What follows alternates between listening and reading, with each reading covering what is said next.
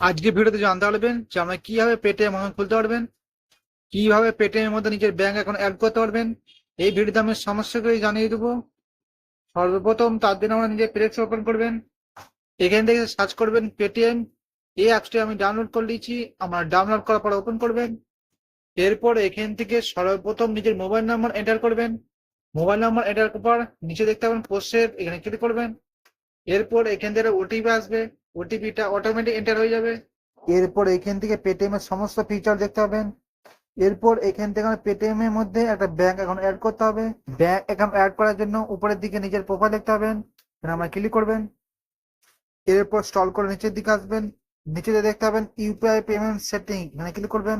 এরপর এখান থেকে একটা আমাদের ব্যাংক অ্যাকাউন্ট অ্যাড করতে হবে, তার জন্য দেখতে পাবেন অ্যাড এ ব্যাংক অ্যাকাউন্ট, এখানে ক্লিক করবেন।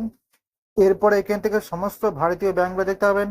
এখান থেকে যদি না পান, এখান থেকে আমরা সার্চ করবেন যে ব্যাংকে আমাদের অ্যাকাউন্ট আছে সেই ব্যাংকটা এখানে সার্চ করবেন। যেমন আমার পাঞ্জাব ব্যাংকে অ্যাকাউন্ট আছে, সেজন্য আমি পাঞ্জাব ব্যাংক সিলেক্ট করলাম। এখান থেকে কনফার্ম করবেন। এখান থেকে আমাদের পেটিএম এ ব্যাংক অ্যাকাউন্ট সাকসেসফুলি অ্যাড হয়ে গেছে। এরপর এখান থেকে আমাদের ইউপিআই পিন সিলেক্ট করতে হবে, তার জন্য নিচের দিকে নিজের ব্যাংক অ্যাকাউন্ট দেখতে পাবেন, ব্যাংক অ্যাকাউন্ট উপরে ক্লিক করবেন। এরপর এখান থেকে আমার ব্যাংকের সমস্ত ডিটেলস দেখতে হবে। এরপর এখান থেকে আমার 6 ডিজিটের ইউপিআই পিন সেট করতে হবে, তার জন্য পাশে দেখতে পাবেন চেঞ্জ, এখানে ক্লিক করবেন। এরপর আমার দুটি অপশন পাবেন, ইউজ ডেবিট কার্ড, মানে ডেবিট কার্ডের মাধ্যমে অথবা এটিএম কার্ডের মাধ্যমে আমরা নিজের পেটিএম এর মধ্যে ব্যাংক অ্যাকাউন্ট অ্যাড করতে পারবেন।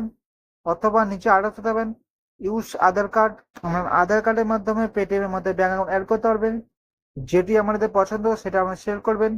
যেমন আমি আধার কার্ডের মাধ্যমে আপনাদের দেখিয়ে দেবো, সেজন্য আমি আধার কার্ড সিলেক্ট করলাম। এরপর এখান থেকে টিক মার্ক দিবেন। এরপর নিচে অপশন দেবেন পোস্টের, এখানে ক্লিক করবেন। এরপর আমার আধার কার্ডের প্রথম যে 6টি নাম্বার এখানে আমরা এন্টার করবেন। 6টি নাম্বার এন্টার করার পর নিচে দেখতে পাবেন পোস্টের, এখানে ক্লিক করবেন। এরপর এখান থেকে ওটিপি আসবে, ওটিপিটা অটোমেটিক এখানে এন্টার হয়ে যাবে। এরপর এখান থেকে 6 ডিজিটের ইউপিআই পিন সিলেক্ট করবেন। এখান থেকে সাকসেসফুলি ইউপিআই পিন সিলেক্ট হয়ে গেছে।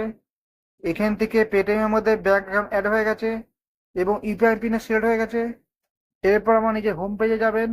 এরপর এখান থেকে সমস্ত ফিচার গুলো দেখতে পাচ্ছেন, এখানে সমস্ত ফিচার গুলো ইউজ করতে পারবেন। যেমন এখানে দেখতে পাবেন স্ক্যান পে, এখান থেকে আপনার স্ক্যানের মাধ্যমে পেমেন্ট করতে পারবেন। অথবা পাসওয়ার্ড অপশন দেবেন টু মোবাইল টু কন্ট্যাক্ট, এখান থেকে আমার মোবাইল নাম্বার সিলেক্ট করে পেমেন্ট করতে পারবেন। এবং পাশে দেখতে পাবেন টু ব্যাংক অ্যাকাউন্ট, মানে ব্যাংক অ্যাকাউন্টের মাধ্যমে পয়সা ট্রান্সফার করতে পারবেন। এবং এখান থেকে আমার মোবাইল রিচার্জ করতে পারবেন। সমস্ত ফিচার এই অ্যাপসটির মাধ্যমে আমরা ব্যবহার করতে পারবেন। যেমন আমি এখান থেকে দেখতে পাবেন টু মোবাইল কন্ট্যাক্ট, এখান থেকে আমরা পেমেন্ট করে দেখিয়ে দেবো। এখান থেকে আমার যে মোবাইল নাম্বারে আমার পয়সা ট্রান্সফার করতে চান সেই মোবাইল নাম্বারে সিলেক্ট করবেন। এরপর এখানে দেখতে পাবেন পে, এখানে ক্লিক করবেন। এখান থেকে অ্যামাউন্টটা এবারে সিলেক্ট করবেন।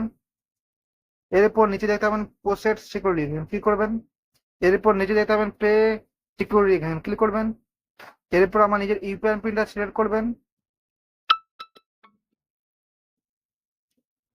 এখানে দেখতে পাচ্ছেন আমার 1 টাকা সাকসেসফুলি এই নাম্বারে পৌঁছে গেছে। এইভাবে আমার মোবাইল ফোনের মাধ্যমে পয়সা ট্রান্সফার করতে পারবেন। তো বন্ধুরা, আমার এইভাবে পেটিএম এর মধ্যে ব্যাংক অ্যাকাউন্ট অ্যাড করতে পারবেন। আশা করি আজকে ভিডিও দেখে বুঝেছেন কিভাবে পেটিএম অ্যাপ খুলতে হয়। ভিডিও দেখে যদি একটু উপকার লাইক করবেন, চ্যানেল নতুন তাহলে অবশ্যই সাবস্ক্রাইব করে নেবেন।